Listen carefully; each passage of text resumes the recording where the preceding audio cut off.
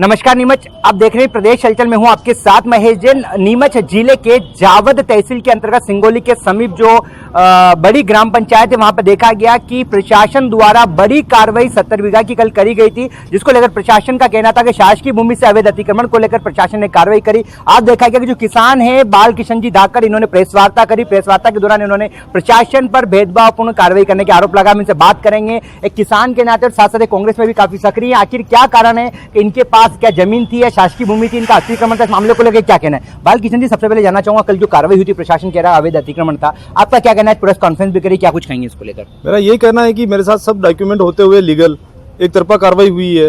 तो इस तरह की कार्रवाई अगर किसान के साथ हो रही है तो ये किसी न किसी तरह से किसी द्वेषतावश या आने वाले चुनाव को देखते हुए की जा रही है।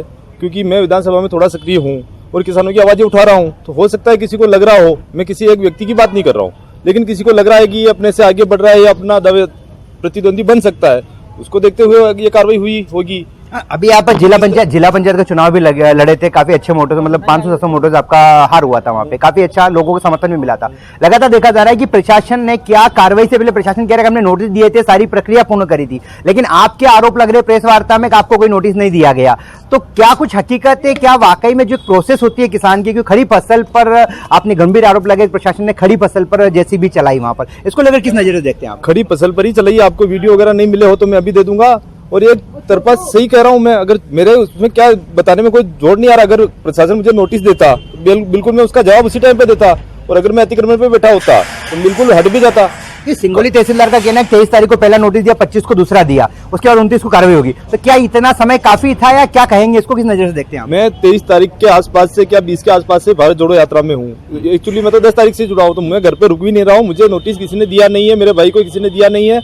और दूसरी बात ये प्रशासन का कहना गलत है कि हमने नोटिस दिया है या कोई साइन वगैरह करवाए हैं या बोल के गए हैं, ऐसी कोई जानकारी नहीं थी। अचानक जो भी हुआ है सब अचानक व्यवस्था के साथ किया गया है और मेरे खुद के अकेले को टारगेट करके किया गया है। मेरे क्या लगता है कितनी भूमि है वहाँ पे? शासकीय भूमि प्रशासन बता रहा है 70 बीघा अवैध अतिक्रमण हटाने की बात कर रहा है, वाकई में कितनी भूमि है? क्या और किसान भी अतिक्रमण थे या आपकी भूमि कितनी थी? पावती कितनी है आपके पास में? मेरे पास पावती 35 बीघा की है, मेरे भाई और मुझे मिला के, और अतिक्रमण भी उसी भूमि का हटाया गया है जो अतिक्रमण को बोल के हटाया गया। हालांकि वो जमीन मेरी है, कब्जा मेरा 20 साल से मैं खेती कर रहा हूँ। उसके अलावा आसपास की कहीं किसी जगह कुछ कार्रवाई नहीं हुई है। वो 70 बीघा ठीक है, उनको लग रहा है या फिर आसपास की जमीन को जोड़ लिया, लेकिन कार्रवाई से मेरे खेत पे हुई है और वो 70 बीघा नहीं है। कितना पावती आपके पास? 35 बीघा की। तो क्या उस पर शासन की किसी योजनाओं का लाभ मिला? पटवारी ने कभी सर्वे करा? आप बोल रहे 20 साल से आप उसमें काबिज हैं, तो क्या शासन की किसी योजना का लाभ मिला या पटवारी ने आके कभी सर्वे करा उस पर, वो आपकी भूमि, ऐसा कुछ रहा मामला? बिल्कुल, उसमें हर बार सर्वे होता है, हर फसल के साथ लिखा जाता है उसमें, क्योंकि उसमें मुआवजा लेना पड़ता है। फसल बीमा हुआ या जैसे 52 की योजनाएं चलती है, तो सारी योजना का लाभ मिल रहा था, उस पर लोन चल रहा है। और प्रशासन का जब मुआवजा मिला था कमलनाथ जी की सरकार में, बिल्कुल मुझे मुआवजा मिला है। क्या शासन से कोई आपको पहले प्रशासनिक प्रक्रिया में कोई नोटिस आया अवैध अतिक्रमण को लेकर? कि अतिक्रमण का मामला होता है तो काफी लंबे समय तक प्रोसेस भी चलती है, आपके मामले में क्या हुआ? मेरे मामले में अतिक्रमण का नोटिस नहीं आया, सीधे उसको हटाने के लिए कार्रवाई की गई है। क्या करेंगे, आगामी कदम क्या रहेगा, आप क्या कदम उठाएंगे आप? आगामी कदम तो देखो, मेरी जमीन तो चली गई है, तो मुझे हक के लिए लड़ाई तो लड़नी है। तो मैं कोर्ट के दरवाजे भी खटखटाऊंगा और जनता को लेकर जनता का आंदोलन भी करना पड़ेगा, क्योंकि ये मामला मेरे अकेले के साथ नहीं हो रहा, बहुत सारे किसानों के साथ हो रहा है। कांग्रेस विपक्ष की भूमिका निभाती है, कांग्रेस किसानों की लड़ाई लड़ती है, लेकिन पार्टी का ही किसान जो होता है उसके साथ आप जिस तरीके से प्रेस कॉन्फ्रेंस करनी पड़ रही है, आपको क्या लग रहा है कांग्रेस से भी बात हुई होगी? क्या वो लोग भी आपके साथ आएंगे इस लड़ाई में? अकेले को लड़ाई लड़नी पड़ेगी? देखिए, मैं तो ये चाहता हूँ किसान की लड़ाई है, हर पार्टी आए। कांग्रेस बीजेपी से क्या मतलब है? कांग्रेस बीजेपी आप दूसरी सपा जो भी पार्टियां हैं, किसान की हक की लड़ाई के लिए आगे आए तो अच्छी बात है उनके लिए। अब कदम क्या होगा आपका, आगामी कदम क्या होगा? मेरा तो आगामी कदम यही है कि मैं कोर्ट की शरण ले रहा हूँ। उसके अलावा जन आंदोलन भी करने वाले हैं हम, बहुत बड़ा ऐतिहासिक होगा। उसका कारण ये कि जनता में आक्रोश है। सोशल मीडिया पे भी मैसेज चल रहे थे कि बाल किशन धाकड़ जो है, इनको इस तरह के किसान को टारगेट किया गया, लोगों से चर्चा हो रही है, क्या लोग भी आपके साथ है? क्या स्थिति है? बिल्कुल, मेरे रोज के कम से कम 500 फोन आते हैं, जिन लोगों का ये कहना है कि भाई साहब आपके साथ गलत हुआ, क्योंकि वो मेरी विचारधारा और मुझे जानते हैं कि मैं इस तरह का आदमी नहीं हूँ।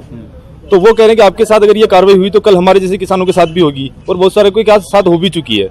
अब जनता में आक्रोश इस बात का है कि इस तरह की तानाशाही या किसी भी प्रकार के रवैये से किसी को हटाया जाता है, लीगल कागज होते हुए भी, तो जनता मेरे साथ है।